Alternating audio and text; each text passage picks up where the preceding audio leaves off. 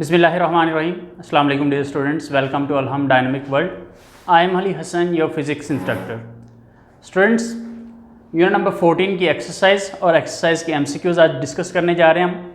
आपके पास इस चैप्टर के टोटल 9 एमसीक्यूज़ हैं और उन 9 एमसीक्यूज़ के करेक्ट ऑप्शन जो हैं मैंने आपके सामने प्रेजेंट किए हैं। अब हम वन बाय वन इनके स्टेटमेंट्स और साथ ही साथ जो है वो इनकी करेक्ट ऑप्शंस की जो करेक्टनेस है उसकी रीज़न जो है वो डिस्कस करेंगे। तो फर्स्ट जो हमारे पास एमसीक्यू है उसकी स्टेटमेंट है students, an electric current in conductors is due to the flow of. Electric current जो कि कंडक्टर्स में से फ्लो करता है, किस वजह से फ्लो करता है? हमारे पास ऑप्शंस हैं, A option positive ions, B option negative ions, C option positive charges and D option free electrons.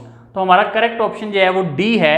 D क्यों ऑप्शन करेक्ट है? इसलिए क्योंकि कंडक्टर्स जो हैं वो उनमें large amount of free electrons मौजूद होते हैं। तो जब कंडक्टर्स में large amount of free electrons मौजूद होते हैं तो इस वजह से कंडक्टर्स में से करंट के फ्लो करने की रीज़न क्या है? करंट के फ्लो करने की रीज़न जो है वो क्या है? इलेक्ट्रॉन्स हैं जो कि फ्री इलेक्ट्रॉन्स कहलाते हैं। तो हमारे पास जो है वो यहाँ पे मैं रीज़न जो है वो डिस्कस कर रहा हूँ। फर्स्ट की जो रीज़न है वो ये है, बिकॉज ऐसा इसलिए है conductors have free electrons, that's it. तो हमारे पास फर्स्ट की रीज़न जो है वो, अब बाकी जो हमारे पास ऑप्शंस हैं, ए ऑप्शन जिसमें पॉजिटिव आयन और बी ऑप्शन नेगेटिव आयन जो है वो उसकी बात की गई है। तो हम जो है वो पॉजिटिव आयन और नेगेटिव आयन जो है वो उनकी बात डिस्कस नहीं कर रहे क्योंकि हमारे पास हमारे कंडक्टर की बात हो रही है, उसकी आयनिक फॉर्म की बात नहीं हो रही। और इसी तरह जो है वो पॉजिटिव चार्जेस जो है वो सी ऑप्शन वो भी इनकरेक्ट है क्योंकि फ्री इलेक्ट्रॉन्स की वजह से चार्ज जो है वो कंडक्ट होता है कंडक्टर्स में से। Second MCQ, what is the voltage across a 6 ohm resistor when 3 ampere of current passes through it? ये हमारे पास जो स्टेटमेंट MCQ की बताई गई है ये सॉल्व करने वाली है। इसमें हमें बताया गया है कि एक रजिस्टर है जिसकी 6 ओम रेजिस्टेंस है और उसमें से करंट जो पास कर रहा है वो 3 एम्पियर है। तो हमने बताना है कि उसके वोल्टेज की वैल्यू क्या होगी। तो हमारे पास फॉर्मूला है स्टूडेंट्स, V इक्वल्स IR। तो ये जो हमारे पास फॉर्मूला V इक्वल्स IR है, ये फॉर्मूला जो है वो कहाँ से आता है? ये ओम्स लॉ से आता है।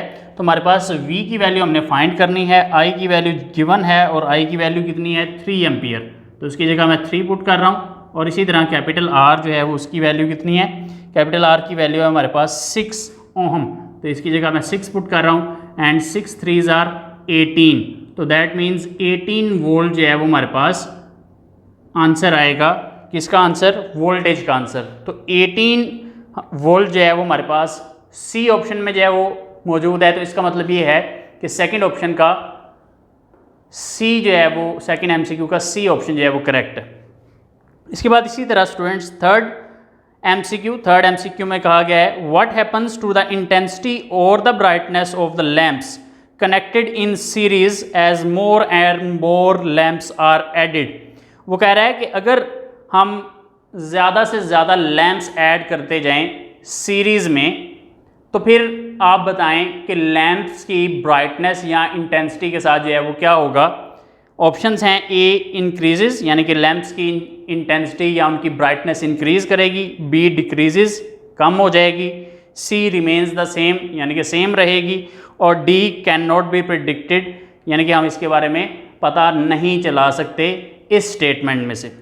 तो स्टूडेंट्स आप जानते हैं कि हमारे पास यहाँ पर जो कॉम्बिनेशन है वो कौन सा है? सीरीज़ कॉम्बिनेशन है। तो हम लिखेंगे as combination is series combination, क्योंकि सीरीज़ कॉम्बिनेशन है so adding more and more lamps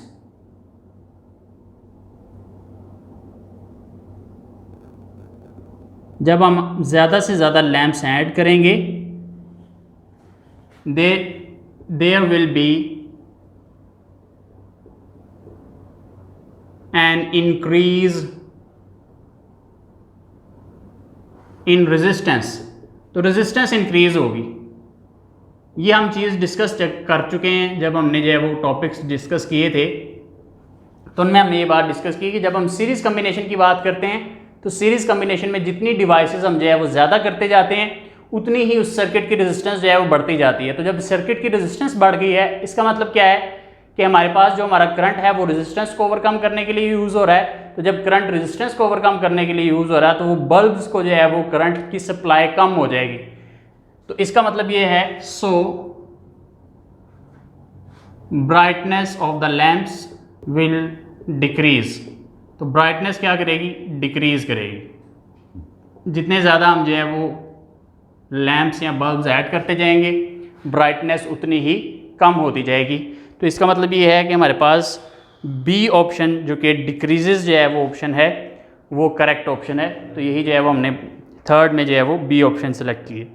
उसके बाद फोर्थ वन में वो कह रहा है why should house hold appliances be connected in parallel with the voltage source. हम अपने घरों की अप्लायंसेस को पैरेलल में क्यों कनेक्ट करते हैं वोल्टेज सोर्स के साथ।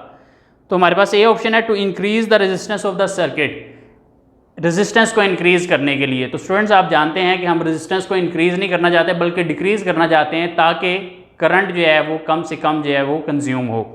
तो ये ऑप्शन करेक्ट नहीं है। बी ऑप्शन में कहा गया है to decrease the resistance of the circuit. तो सर्किट की रेजिस्टेंस को डिक्रीज करने के लिए हमें जो है वो क्या करना है, हमें नंबर ऑफ डिवाइसेस को बढ़ाना है। तो यहाँ पे नंबर ऑफ डिवाइसेस को बढ़ाने की बात नहीं की गई, उसने सिर्फ पैरेलल सर्किट की बात की है।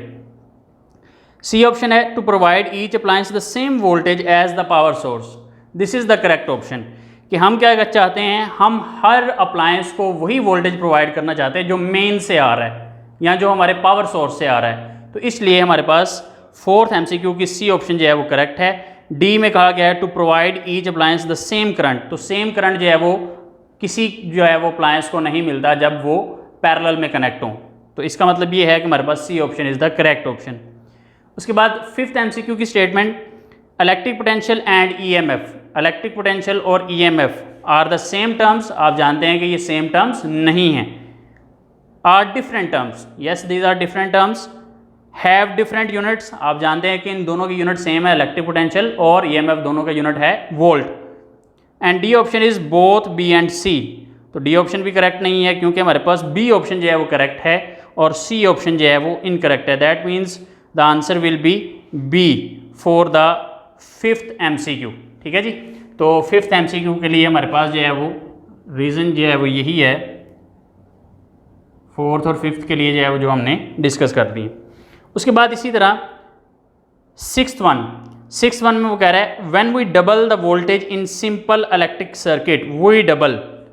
वो कह रहा है कि जब हम सिंपल इलेक्ट्रिक सर्किट में किस चीज़ को डबल कर रहे हैं, वोल्टेज को डबल कर रहे हैं, तो फिर हम क्या कर रहे हैं, फिर हम जो है वो करंट को डबल कर रहे हैं, या बी पावर को डबल कर रहे हैं, सी रेजिस्टेंस को डबल कर रहे हैं, या बोथ ए एंड बी यानी कि करंट और पावर दोनों को जो है वो हम डबल कर रहे हैं।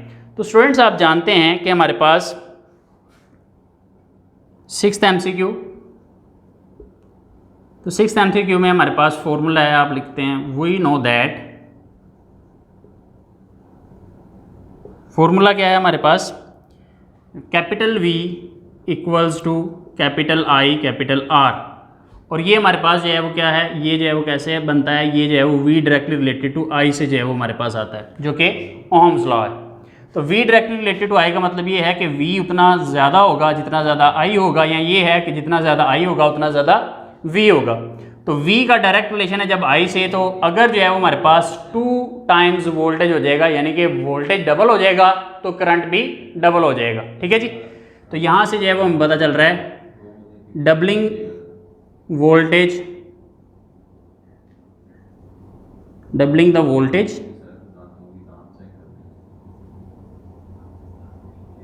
Will double the current. तो करंट भी जो है वो डबल हो जाएगा। क्यों हो जाएगा, क्योंकि दोनों का डायरेक्ट रिलेशन है। ठीक है जी। और आप ये भी जानते हैं कि हमारे पास जो है वो P is equals to VI है। आल्सो क्या फॉर्मूला है जी, P का पावर का फॉर्मूला है VI। तो जब पावर का फॉर्मूला VI है तो इस लिहाज से अगर जो है वो हम पावर का रिलेशनशिप देखें किसके साथ, V के साथ, तो पावर का V के साथ यानी कि वोल्टेज के साथ भी जो है वो क्या रिलेशन है, डायरेक्ट रिलेशन है। तो इसका मतलब ये है कि अगर हम पावर को जो है वो डबल करते हैं, सॉरी वोल्टेज को डबल करते हैं, तो इसका मतलब है कि पावर भी डबल हो जाएगी। ठीक है जी। तो अगर जो है हमारे पास V जो है वो इक्वल हो जाएगा 2V के, तो इसका मतलब ये है कि P प्राइम जो है वो किसके इक्वल आ जाएगा, 2 टाइम्स VI की। ये अगर हम इसको जो है इस तरह से लिखें, V प्राइम जो है यानी कि यहाँ पे जो वैल्यू है वो जो है वो हम 2 टाइम्स जो है वो पुट कर दें, तो पावर भी जो है वो क्या हो गई है, पावर P प्राइम जो है वो 2 टाइम्स ऑफ ओरिजिनल पावर हो गई है। तो इसका मतलब ये है कि पावर भी क्या हो रही है, डबल हो रही है। तो इसका मतलब ये है कि हमारे पास कौन सा ऑप्शन करेक्ट है, डी ऑप्शन करेक्ट है कि ए यानी कि करंट भी जो है वो क्या हो जाता है, डबल हो जाता है, और इसी तरह पावर भी डबल हो जाती है। उसके बाद 7th one MCQs, 7th one में कहा गया if we double both the current and the voltage in a circuit while keeping its resistance constant. अगर हम दोनों चीज़ें करंट और वोल्टेज दोनों चीज़ें जो है वो क्या कर देते हैं, डबल कर देते हैं, जबकि रेजिस्टेंस जो है वो क्या रहेगी, रेजिस्टेंस सेम रहेगी, तो पावर जो है वो क्या बनेगी। तो आपके पास जो है वो फॉर्मूला यही है। ये हमारे पास MCQ है स्टूडेंट 7th। तो 7th MCQ में हमारे पास है similar formula P is equal to VI। तो जब हमारे पास P is equal to VI है तो हमने जो है वो हमारे क्या करना है, हमने रेजिस्टेंस को जो है वो सेम रखा। तो रेजिस्टेंस को सेम रखने के बाद जो है वो हमारे पास जब हम इन दोनों को डबल करेंगे 2V आएगा, और इसी तरह जो है वो ये 2I आ जाएगा P प्राइम में। तो P प्राइम जो है वो किसके इक्वल आ जाएगा, 4 टाइम्स VI। तो इस तरह से हमारे पास जो है वो 4 टाइम्स यानी कि क्वाड्रपल्स हो जाएगा। तो 7th का जो है वो डी ऑप्शन जो है वो करेक्ट है। उसके बाद जो हमारे पास 8th MCQ है, 8th MCQ में वो कह रहा है कि what is the power rating of a lamp connected to a 12 volt source when it carries 2.5 ampere. वो कह रहा है कि पावर क्या होगी एक लैम्प की जिसको हमने 12 वोल्ट सोर्स के साथ कनेक्ट किया है और उसमें से 2.5 एम्पियर जो है वो करंट पास कर रहा है। तो हम जो है वो पावर का फॉर्मूला देख चुके हैं। पावर का फॉर्मूला जो है वो क्या है जी, पावर का फॉर्मूला हमारे पास है P is equal to VI। तो यहाँ पे हमारे पास जो है वो उसने V की वैल्यू 12 बताई हुई है। तो इसके मुताबिक जो है वो हम जब 12 वैल्यू पुट करेंगे और I की वैल्यू जो उसने 2.5 बताई हुई है, दोनों को जो है वो मल्टीप्लाई करेंगे, तो आंसर विल बी 30। तो पावर जो है वो 30 वॉट आ जाएगी। तो that means C option is the correct option. Similarly, 9th MCQ, the combined resistance of two identical resistors connected in series is 8 ohm। वो कह रहा है कि हमारे पास दो रेजिस्टर्स हैं और दोनों आइडेंटिकल हैं। आइडेंटिकल का मतलब है एक ही तरह के हैं, यानी कि एक की रेजिस्टेंस दूसरी की रेजिस्टेंस के बराबर होगी। दिस मीन्स द आइडेंटिकल यानी कि same. Connected in series is 8 ओम, जबकि उनको सीरीज में कनेक्ट किया गया है। तो सीरीज में कनेक्ट करने के बाद 8 ओम जो है वो उनकी रेजिस्टेंस बन रही है, equivalent resistance. Their combined resistance in parallel agreement will be. अगर हम उनको पैरेलल में कनेक्ट कर दें, पहले सीरीज में कनेक्ट किया था तो हमारे पास 8 ओम जो है वो रेजिस्टेंस आ रही थी, लेकिन अगर हम उनको कनेक्ट करेंगे पैरेलल में, तो पैरेलल में कनेक्ट करने के बाद जो है वो उनकी रेजिस्टेंस क्या आएगी, ये हमने फाइंड करनी है। तो स्टूडेंट्स, लास्ट MCQ का सोल्यूशन जो है वो आपके सामने प्रेजेंट करने जा रहा हूँ। हमारे पास जब दो रेजिस्टर्स हैं और दोनों आइडेंटिकल हैं, तो इसका मतलब क्या है, इसका मतलब ये है कि हमारे पास R1 जो है वो किसके इक्वल होगा, R2 के। जब R1 R2 के इक्वल है तो हम जो है वो सपोज कर लेते हैं, क्या सपोज कर लेते हैं कि R1 जो कि इक्वल है R2 के, तो ये दोनों इक्वल हैं किसके, कैपिटल R के। यानी कि अगर कैपिटल R1 जो है वो R के इक्वल है, तो इसी तरह कैपिटल R2 भी कैपिटल R के इक्वल होगा। तो अब जब हम सीरीज़ की बात कर रहे हैं, जो कि उसने जो है वो स्टेटमेंट में बताया कि सीरीज़ में हमने इनको ज्वाइन किया है, तो सीरीज़ में ज्वाइन करने के बाद इनकी इक्विवेलेंट रेजिस्टेंस 8 ओम है। तो सीरीज़ में जब ज्वाइन करते हैं तो आप जानते हैं कि हमारे पास सीरीज़ में जो इक्विवेलेंट रेजिस्टेंस है, तो आपने लिखना है फॉर सीरीज़ कम्बिनेशन। जब हम सीरीज़ कम्बिनेशन की बात करते हैं, सीरीज़ कम्बिनेशन में इक्विवेलेंट रेजिस्टेंस का फॉर्मूला होता है R1 प्लस R2। तो यहाँ पर जो इक्विवेलेंट रेजिस्टेंस बताएगी सीरीज़ के लिए वो 8 ओम बताएगी। तो ये 8 ओम जो है वो किसके इक्वल आएगी, R1 प्लस R2 के। तो इसका मतलब ये है कि R1 भी R के इक्वल है और R2 भी R के इक्वल है। तो ये R प्लस R जो है वो कितने हो जाएंगे, ये 2R हो जाएंगे और ये किसके इक्वल आ रहा है, 8 ओम के इक्वल। अब हमारे पास कैपिटल R की जो वैल्यू होगी, कैपिटल R की वैल्यू जो है वो हमारे पास 8/2 यानी कि 4 ओम। यानी कि इसका मतलब ये है कि एक सिंगल रजिस्टर की रेजिस्टेंस जो है वो 4 ओम है। तो इसके मुताबिक R1 जो है वो भी कितने ओम का होगा, 4 ओम का, और इसी तरह R2 भी कितने ओम का होगा, 4 ओम का। अब हमने जब इनको पैरेलल में कनेक्ट करना है तो पैरेलल में कनेक्ट करने का फॉर्मूला अलग है जी, फॉर पैरेलल कॉम्बिनेशन।